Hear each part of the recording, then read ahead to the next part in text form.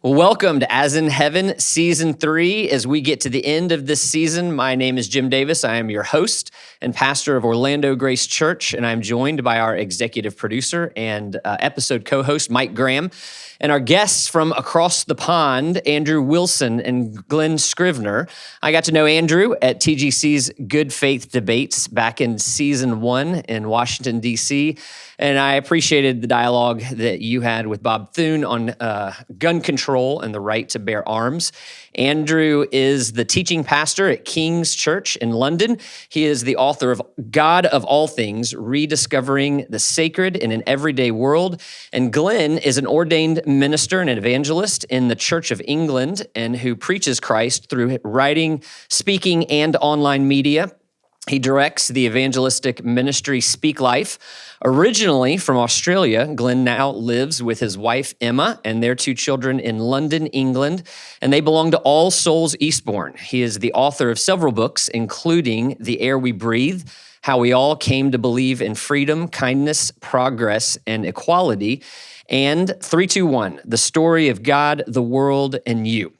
So there are a few things that I don't think our audience may know about us collectively. One thing that they might not know is that Andrew and Glen live about 100 yards from each other. Those would be, I guess, meters in your lexicon. Over on the coast south of London in Eastbourne.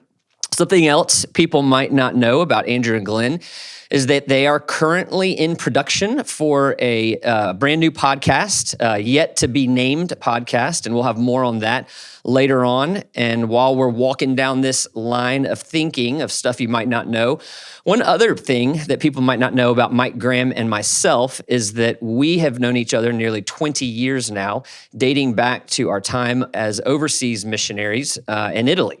So both Mike and I, we say frequently that we feel like that the very beginning of our vocational ministry, we had really the tremendous benefit of stepping into a time machine of sorts where we could live and minister in a context that was in many ways decades ahead of where we currently minister in our American culture.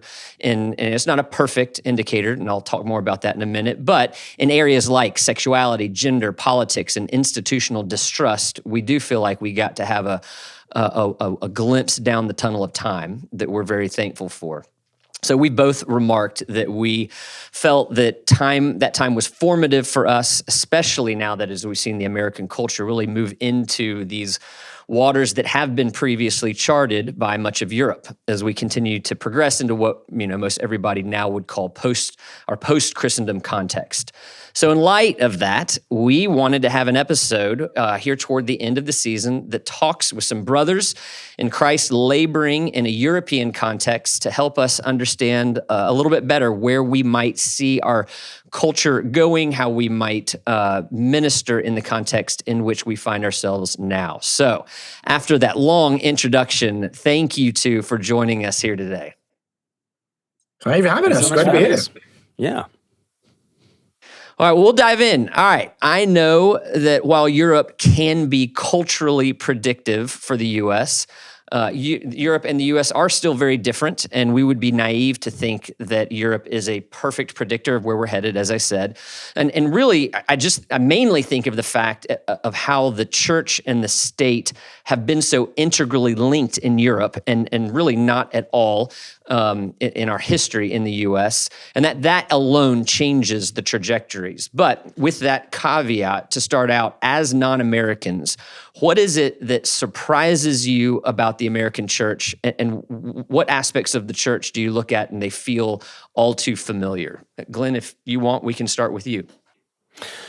I think the church and state thing is an obvious place to go. So I'm a minister in the Church of England, and it has a very particular relationship to the states. The king is the governor of the Church of England, and there are 20-odd bishops in the House of Lords, and they are all odd, but they are, every square inch of England is covered by the Church of England, which plays chaplain to the nation. And we were just talking off air about scheduling something for the weekend when King Charles will be anointed as the sovereign of England. And all those sorts of things are kind of in the background. They are the theme music in so much of kind of British life, which means that also Christianity can be tuned out in England in lots of different ways. And whereas a lot of the population will end up in a church at some point in the year, whether that's through the baptism of, friends' children, or through a wedding, or through Christmas carols, and there is still that sort of cultural background to Christianity. It is all pervasive in many ways and invisible in lots of ways as well. For 3 minutes in the morning on the major broadcaster in the UK, the BBC, Radio 4, there is a kind of a God slot where members largely of Christian faiths, but also of other different faiths, come on and give a little thought for the day. And it's again, this sort of thing that is not really questioned by very many people. The British Humanist Association tries to get exercised about this every now and again, but nobody really cares about this. They just turn it off, or they go and do something else for the next 3 minutes, and that's kind of what British culture does to Christianity. It's sort of this thing that people go, yeah, whatever, and get on with their day. So that's quite different to a US context in which there's separation of church and state, and the church means something very, very different. But those are some of the thoughts that run through my head. What about you, Andrew? I think the main difference I observe is just the rate of change at the moment. Obviously, all Glen said is true, but I think even when I first started going to the States 10, 15 years ago, I feel like the change that's taken place in Britain over about 70 years since the war has happened in America in about 10. And it feels like the rapidity of both numerical and decline, which I know is what you guys are doing a lot of work on, but also sort of loss of cultural prestige and normativity in Britain. That's just never been on the table. Like Glen and my lifetimes. I mean, Glen, you were teenager when you moved here. I've lived it my whole life. It's just never been on the table that Christianity would have cultural influence of that form. In formal terms, we have a lot, as Glen's just been saying, and in practical on the ground terms, just none whatsoever. Just, of course, Christian beliefs are laughable and the sort of thing you turn into a sitcom. I think it's not quite as simple as that, as obviously we'll talk, but that's the way it presents.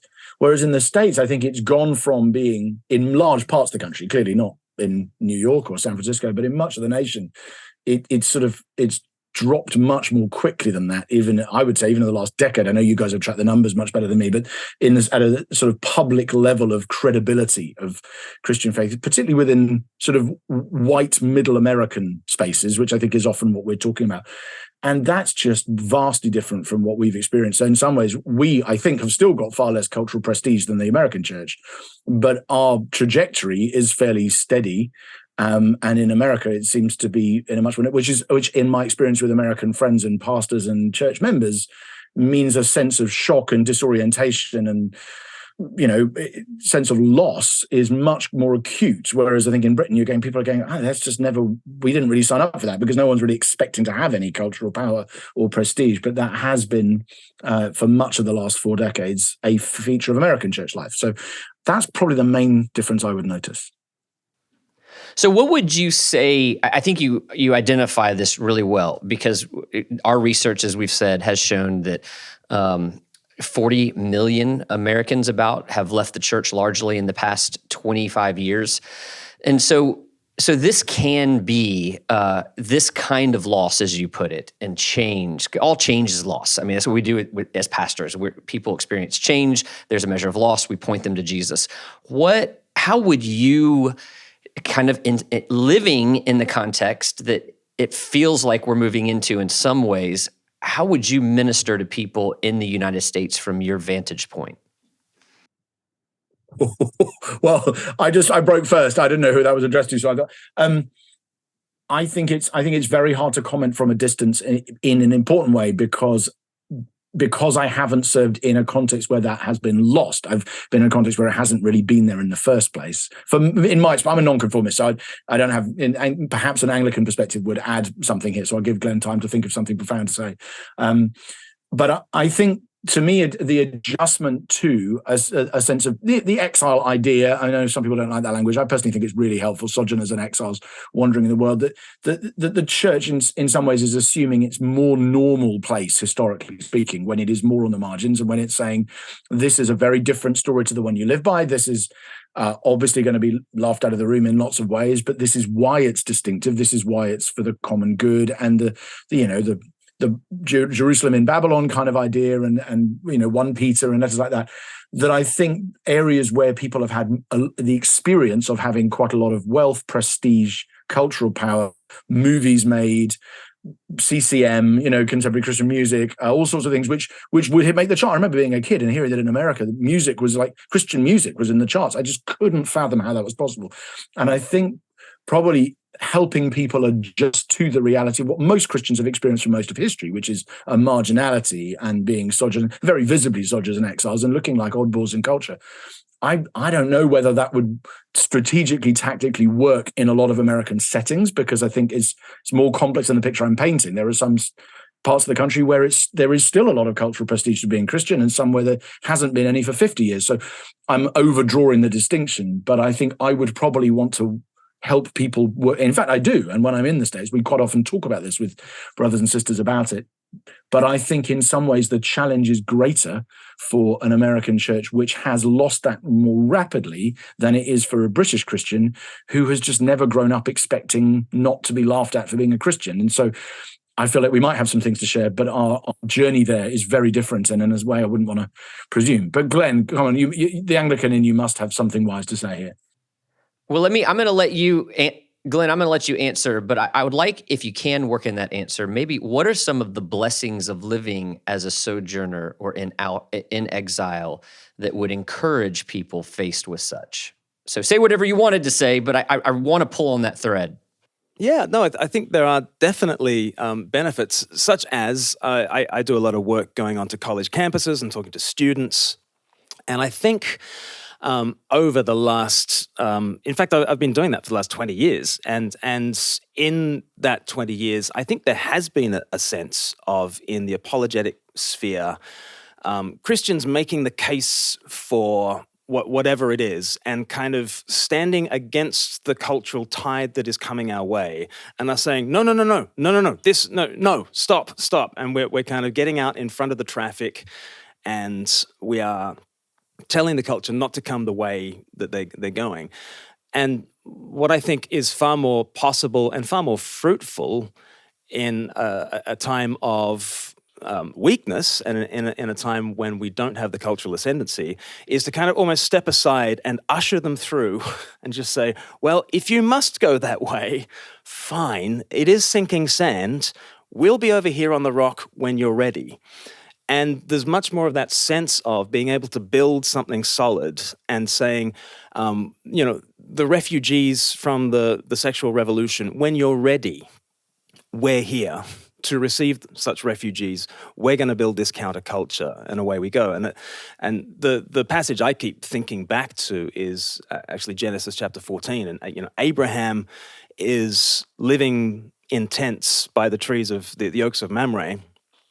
And actually, there are all kinds of wars going on in the culture. There's the 4 kings up north, and there's the 5 kings around the Dead Sea. And, there's power, and there's the seduction of Sodom and Gomorrah, and Lot gets swept up in it. And for 14 years, those cultural battles rage on. And Abraham does nothing, really, except raise the household, such that at some point he does enter into the fray in weakness, and with 318 trained men, he manages to get back his nephew, because when it concerns the family of God, at some point he does make a stand, he does pick a side in that cultural war, if you want to call it that, and is co-belligerent with the 5 kings, but he goes in weakness with the 318 men, and at the very first opportunity he brings things back to Melchizedek, the king of righteousness, king of peace, king of Jerusalem, and wants to disassociate himself from, the cultural wars that are raging around. And he goes back to building the household of faith. And I think when you're in the ascendancy and you have more than 318 trained men, you might think it's your job to raise an army and to have a standing army. When you're the size of a tent dweller, you're not tempted to have a standing army. You're just going to raise the household of faith. And they can be tasty in battle, and they can hold their own and mix it with the best of them when the time comes. But you're not constantly engaging in the battle. You're building the household. Man, that's so good. Such a kind of an obscure passage, but to draw all those things from it is actually really good and really helpful. Switching gears a little bit, one idea I wanted to introduce kind of here in the middle of this episode is the difference between secular traditional versus secular progressive. So at different times, as Jim already mentioned, Jim and I both worked in two very different Italian cities. One was Pisa, which is in the north-ish region adjacent to Tuscany, and Salerno is in the southwest adjacent to the Amalfi Coast. Pisa was secular progressive, and Salerno was secular traditional. When I first got off the train in Pisa in 2003, so 20 years ago, there were rainbow flags everywhere that read peace in protest to the Italian involvement in the war in Iraq. And this was a kind of Italian intersectional solidarity over the overlap of those who were both anti-war and pro-LGBT. So further, also in Pisa, we had a true, quote, red square where legit communist and legit socialist students would gather and share their ideas. Now, in Salerno, there were zero flags like that. And this was even 2 years later, in 2004, 2005. And nuclear traditional families were the norm, and they were celebrated there. The region was far less individualistic. However, both contexts had a number of things in common besides pulling for, the Italian football team. Namely, there was significant distrust in both places of all institutions, and especially for the political apparatus, the economic infrastructure, and for Roman Catholicism as an institution. At best, if you were conducting an Italian ethnography, you would conclude that the country was not religious, but they were actually superstitious. So the university that we were at in Salerno had 35,000 students, and they had their own dedicated priest who conducted daily mass on campus. To give you an idea of how secular Salerno was, even though it was secular traditional, the attendance at that daily mass ran about 5 to 7 students, depending on the day. So perhaps that paints you a bit of a picture of the differences between secular traditional and secular progressive contexts. But either way, in both contexts, you were in kingdom wasteland, but for different reasons. In secular traditional Salerno, we were dealing primarily with apathy. In secular progressive Pisa, we were dealing with primarily active angst. So if you guys were to do a kind of spiritual ethnography and/or climate of your area south of London, London, or even the UK at any of those three levels, how would you map some of those things? So I want to hear first from Andrew as a native British person, but then I'd love to hear from Glen as somebody who's an Australian outsider who's been there in that British context for the last 25 years. Yeah, that's a great question. I think it'd be fair to say that, Britain, like a lot of European nations, has a North-South divide. It's the opposite way round to the Italian one. So in the sense that the industrial North is generally poorer than, whereas in Italy it's obviously the agrarian South.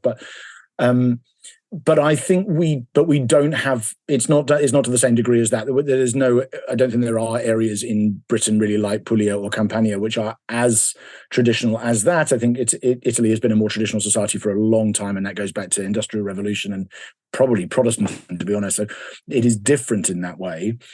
I think ethnographically, the best language I found for describing the two realities I think you're talking about that I've come across before that really helped me is David Goodhart's language of anywheres and somewheres, which I think maps really well onto lots of modern debates. Leave and Remain in the Brexit referendum is probably quite a lot of that in the American scene as well. It's not quite blue-red, but I think there's quite a lot of that. And so anywheres, people who live anywhere and have the values of the global world washes through like that. And somewheres are people who are much more rooted. And today I've got my cut, as you can probably see if you're watching it. And I often think about this when I'm on Twitter, and then I go into my barbers, and I notice the difference between the way that people talk on Twitter and the things they just assume are true, and what people talk in the barbers, and I see anywheres and somewheres playing out in that sense. And I think I wouldn't probably quite use the language of, I think it was secular traditional in quite the same way as it would appear in Italy. And that isn't the language I would use, but I think that ethnographic split between people who effectively have very heavily graduate influenced, elite leaning, globalized values, and people who have local, contextual, rooted in a particular place. It's amazing stats about sort of nearly 80%, I think, of people in Britain who live within 20 miles of their mother. That actually there's a lot of that. And for the 20% of people who don't, which includes me and Glen, you sort of, it was actually Brexit that in some ways revealed quite how large the gap was between people who are very sort of globalized in their thinking and people who are more localized, which is actually most of the people we serve, and even now most of the people in our churches. So the church I'm pastoring in London is a very anywhere kind of area, but nevertheless we are dealing with a lot of people who've got Christian backgrounds, mainly because of the ethnic diversity in the city. Whereas Eastbourne, I think there is probably a little bit, is probably slightly closer to what you were calling secular traditional, but I think Britain doesn't really have that sort of large areas of very folksy traditional. That's a Protestant versus Catholic thing, I think, as well. I don't think there are many. Might be generalizing too much here, but I can't see that in Holland or in the Scandinavian countries or Germany. The Protestant nations don't quite have the same. There's a little bit of it in Germany, but again, that's associated with Catholicism more, I think, in the south. So my guess is it doesn't quite map in the way it does in Italy. But I think Britain is more like America in some ways, in that sense. The ethnographic split might be closer in many ways to what's happened in the States because of its Protestant roots. Yeah, I completely agree. I think that book by David Goodhart is really key for understanding Britain and understanding sort of debates about nationalism and globalism more generally, although it is rooted in the UK experience. And when you say nationalism in the UK, you mean something quite different to when you say nationalism in the US. And I think what we see is those the media classes and the political classes are very much the anywheres, and they are about 25% of the population, whereas 75% of the population are far more rooted than the meteorologists, as it were. Those who are telling us the cultural climate are those who are coming from a minority point of view. And so I think the image I always have when I think about what is the cultural climate about things is I was doing a university mission in Sheffield, and there was a particularly spicy Q&A session that I was not a part of. I was just sitting in the audience, and things got incredibly heated, and there was a guy with a microphone who was from the Humanist Association, and he was just shouting down the speaker, and everyone's shoulders were all around their ears, and it was a very uncomfortable hour. And then a student got up and said, right, back to lectures, everybody. If you want to come tonight and hear Glen speak, I guess you could. And then, the music starts playing, and all our shoulders sort of descend from around our ears. And I just turned to the guy next to me, and I said, what did you make of all that? And he thought for a second, and he pointed to the angry questioner, and he said, I didn't listen to a word that idiot was saying. It's just my granddad died last week, and I'm wondering if there's any hope. Do you have any thoughts? And I was like, yeah, I have thoughts. And we got talking for another hour, and he came back that night. His name is Mark. I know his name is Mark because that night he gave his life to Jesus, and he's still a Christian today, 12 years on, and it's... And my mantra ever since then has been that the guy with the microphone does not speak for the room. And I think culturally speaking, we're always tempted to think that the guy with the microphone speaks for the room. And just that cultural analysis that Andrew has done, well, no, the elite media classes are speaking from a very different place than your neighbor is. But you can turn to your neighbor, and your neighbor has just lost someone close to them, and they want to know if there's any hope. And so much of what I like to do is grab the microphone from the guy with cultural power and try to dominate that conversation. And I think certainly in a UK setting where we just don't have the cultural dominance, and there's no hope for having that cultural dominance, it gives you real hope for actually just letting that conversation be that conversation. Don't try and grab the microphone. Don't try and dominate the culture. Turn to your neighbor. They've just lost their granddad and they need hope. And that's where I think fruit happens in evangelism. That's a really good word, and it connects to the next question I want to ask y'all. So I'm gonna pull on this thread of exile and sojourning that Andrew opened up. So one of the differences, you said this. I think something like this was normative. Exile and sojourning are the more normative way for God's people to live.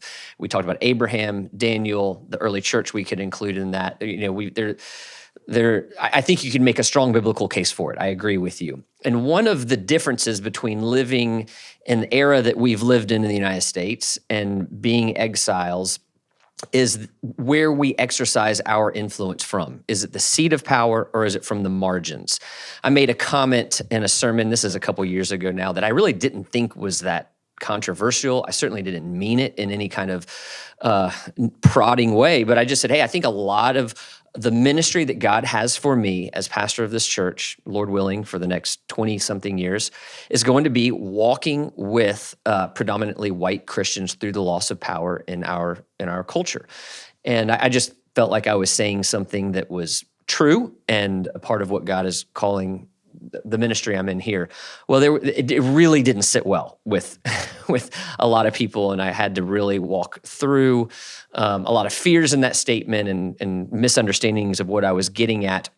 But I still come back to that as probably being a true statement. So given where we are, losing, if you're listening, I'm doing air quotes right now, like losing power in society, losing influence the way we've traditionally known it. I love, Glen, you opened this door wide, so this is going to pull on a thread that you've already started on. How does that shape the Christian's public life and shape the ministry of the church here? I answered a question similar to this the other day, and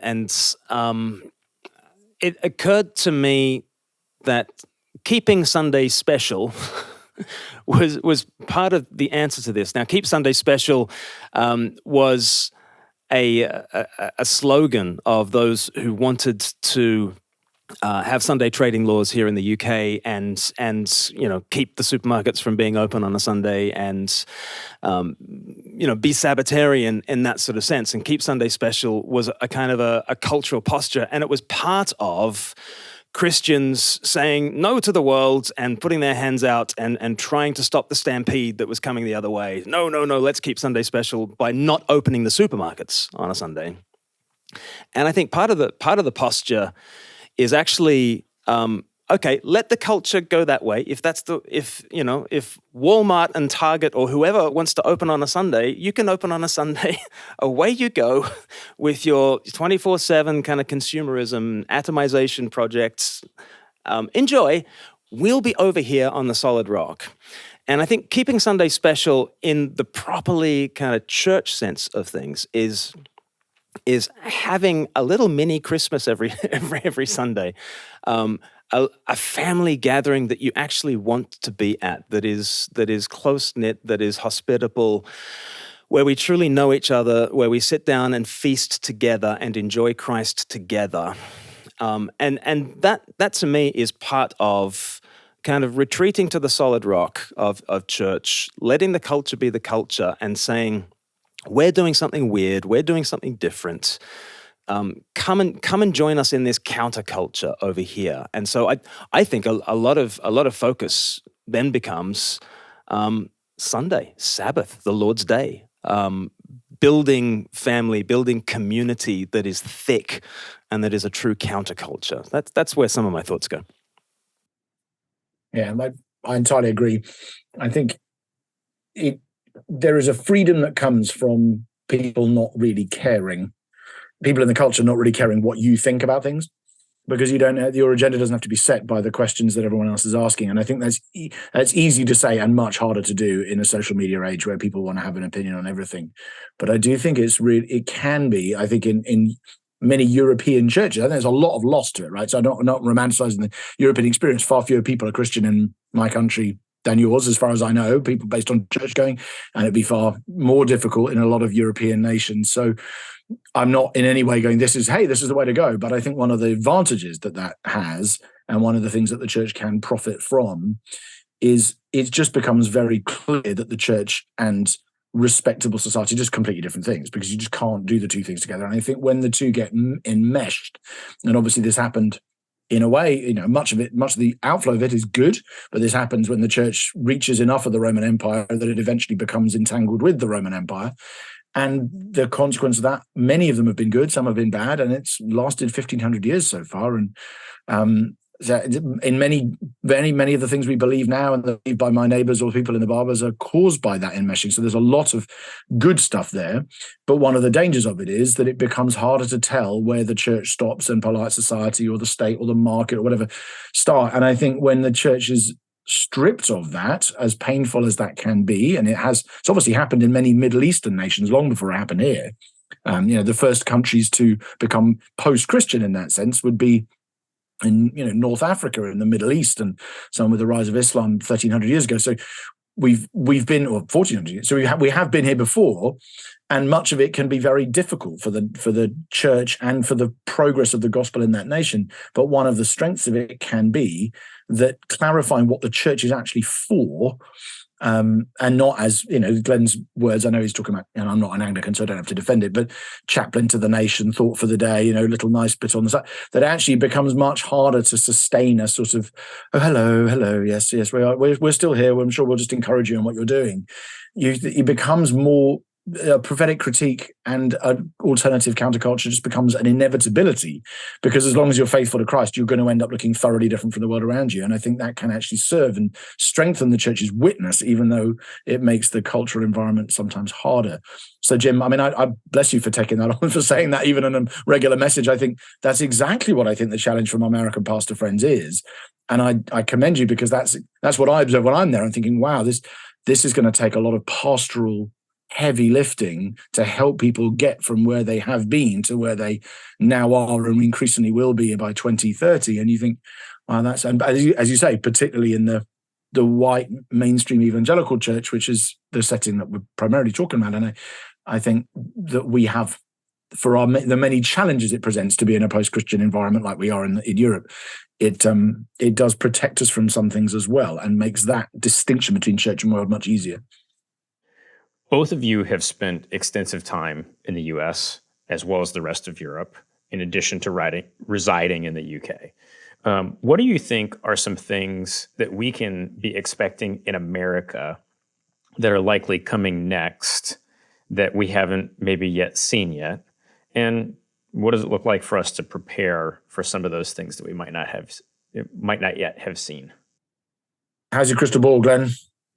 Mine is poor, because I think because of the difference of the relationship between the church and the state makes such a difference. So the idea of making predictive statements off the back of what we've had here and the speed at which it's happened there, both of those things complicate it for me. I think we can, unless God breaks in, we can expect more of the same. I think that's obviously an increasing marginality, as we've been talking about. But I definitely, and I think the issues over which the church has mobilized and made a strong public statement on things like something like abortion in the States, where how that's going to go, I don't think any of us would have predicted 2 years ago where we are now on the issue in the States, and even I wouldn't want to predict where it's going to be in another 3 years' time from here in the States. It's very hard to read, and so I think Whereas in Europe, that just isn't the way that political issues have been done. We don't have obviously the same nature of separation of powers, and the church's public voice has been on different matters. So I'm basically giving a long way of saying I really don't know. I think you can expect the trajectory will continue. There is clearly more to come. I think that we would say short of God doing something astonishing.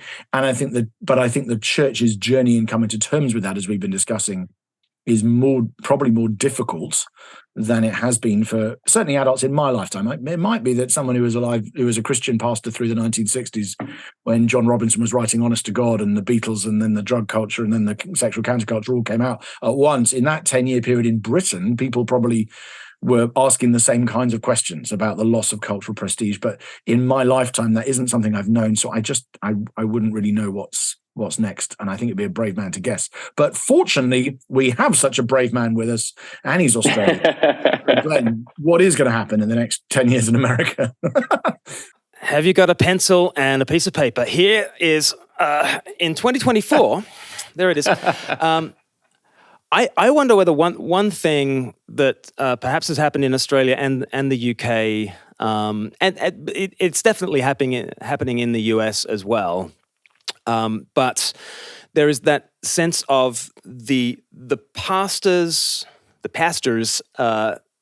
Monday morning will be so much easier than his congregation's Monday morning. That has been the case. And certainly so many sermons that we have been used to have been preparing congregations for the kinds of Monday mornings that the preacher is going to have, rather than the kind of Monday mornings that their flock are about to have. And that difference is really, really marked. And someone who's really helped me with that is Stephen McAlpine, who is a church leader in Australia.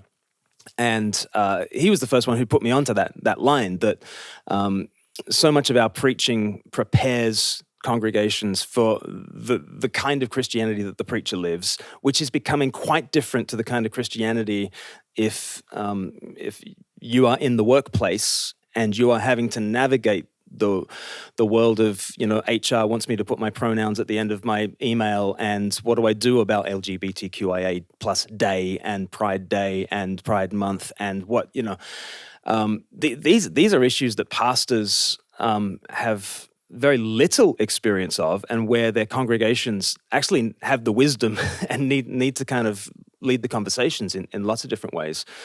So I think where we've come from is a culture in which church leaders have been at the cutting edge of difficult discipleship, and now in some senses, it's the people we lead who are in the Shadrach, Meshach, and Abednego situations, and I think we need to become a lot more open to learning from the people who are actually at the sharp end of things, and recognizing that the sharp end has shifted quite significantly.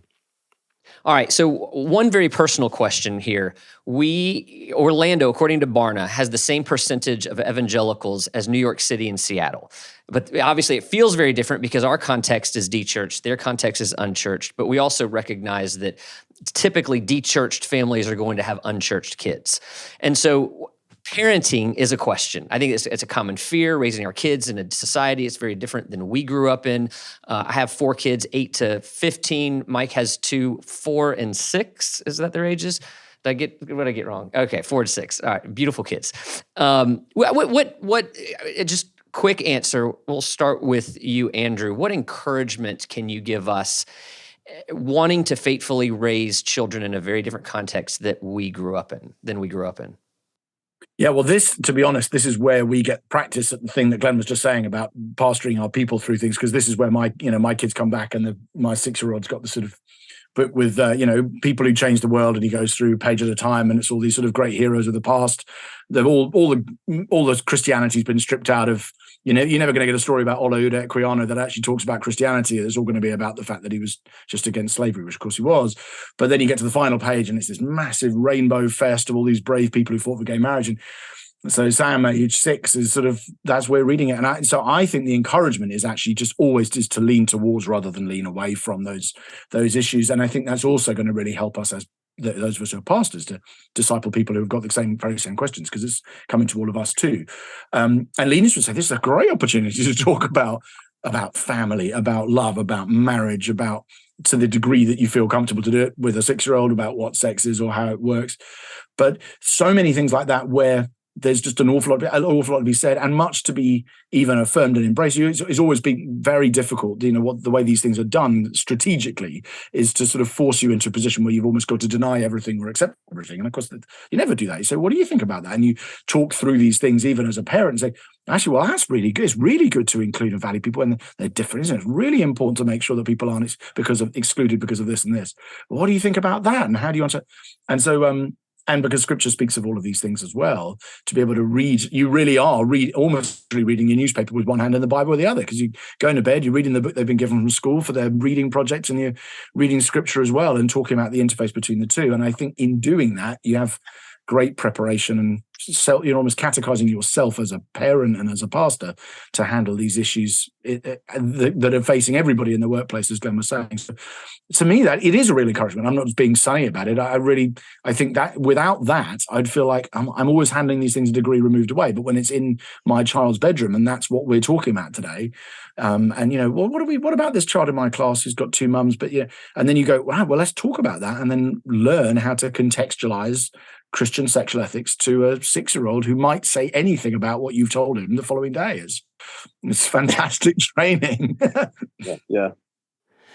And you end up having to lean sideways, I think, as parents, with people who are your own age, and rather than go to granddad and grandma, because granddad and grandma don't know how to deal with any of this. Granddad and grandma are just like tearing their hair out and just saying that it wasn't like this in our day, and you just have to say to your own parents, no, it wasn't. Do you have anything else to kind of help with?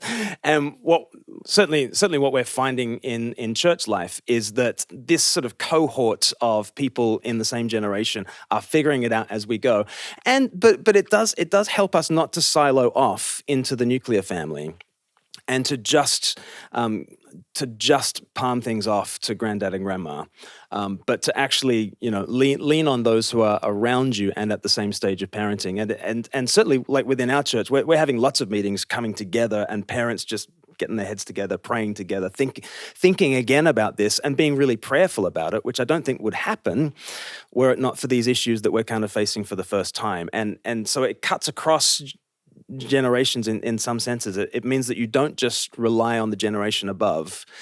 There's a real sense of solidarity, actually, as shoulder to shoulder parents are wrestling this stuff through, that's changing on a minute by minute basis. But we really look out for each other a lot more as parents now.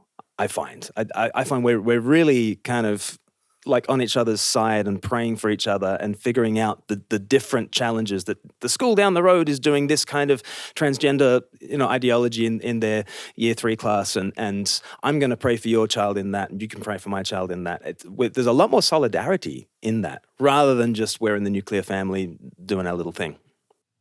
No, it makes a lot of sense that the common challenge would bring people together. I appreciate both of those answers. Well, as we finish, I would be remiss if I didn't ask you more about your forthcoming podcast project. Glen, can you tell us about this yet unnamed adventure? Yes. So Andrew Wilson and I are doing a podcast, and much of the material has come out of the books that we're both working on. Last year, I came out with The Air We Breathe, which is all about how the Christian Revolution has shaped us far more than we might have imagined. And Andrew's got a similar book coming out this year called Remaking the World, How 1776 Created the Post-Christian West. And I guess like my angle with The Air We Breathe is very much on how Christian we all are, whether or not we know it. And Andrew is pointing really to the ways in which we're kind of Christian and post-Christian, which I think is absolutely right as well. And we're just trying to figure out what this cultural moment is. And so in a sense, my book kind of orbits around one of these acronyms that Joseph Henrich has come up with, that the West is Western, educated, industrialized, rich, and democratic, which makes it weird. And Andrew, being Andrew and a brilliant wordsmith, says, but we are weird-er, because we are ex-Christian is the extra E, and the extra R is that we are romantics as well. And are we weird or are we weirder? And so I want to call the podcast Weird and Weirder, but Andrew thinks that's too esoteric, and I think he worries that he would be the one thought of as weirder. But we really want to figure out where we are in this cultural moment and what is the response for Christians living faithfully in this age as we're losing cultural power, and yet the remnants of Christian faith are all around us. How can we live faithfully for Jesus? So that's coming out soon.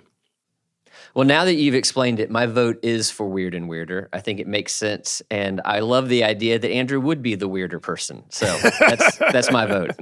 Okay. Well, I just can't thank you both enough for joining us, especially with the time change. I know it's getting late over there this time of day. So it's just always a pleasure to speak with you, to talk about these kinds of things. So thank you so much for being with us. Absolute pleasure. Thanks for having us.